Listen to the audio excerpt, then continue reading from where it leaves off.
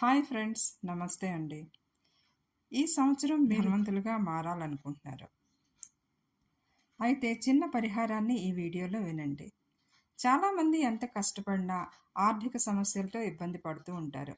మీకున్న పేదరికం తొలగిపోయి ధనవంతులుగా మారాలంటే భక్తితో, నమ్మకంతో చేసే పరిహారాలు మీ జీవితంలో ఊహించిన అదృష్టాన్ని తీసుకువస్తాయని పండితులు చెప్తున్నారు. ఉద్యోగంలో ఉన్న, వ్యాపార రంగంలో ఉన్న ఈ సంవత్సరంలో మీరు చాలా డబ్బు సంపాదించాలనుకుంటున్నారు. మీరు సంపాదించగలరు.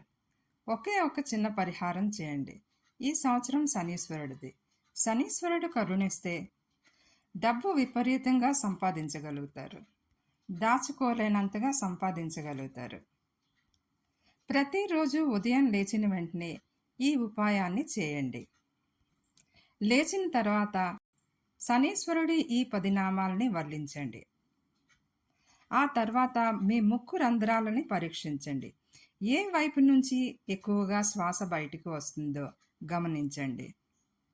అంటే ఎడమ వైపు నుంచి వస్తుందా, కుడివైపు నుంచి వస్తుందా? ఎడమ వైపు నుంచి ఎక్కువగా శ్వాస విడుస్తున్నారా, లేదా కుడివైపు నుంచి శ్వాస విడుస్తున్నారా?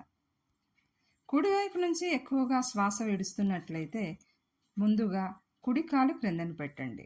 ఎడమ వైపు నుంచి శ్వాస విడుస్తున్నట్లయితే ఎక్కువగా ఎడమ కాలు పెట్టండి. ముందుగా భూమి మీద పెట్టండి. అంతకన్నా ముందుగా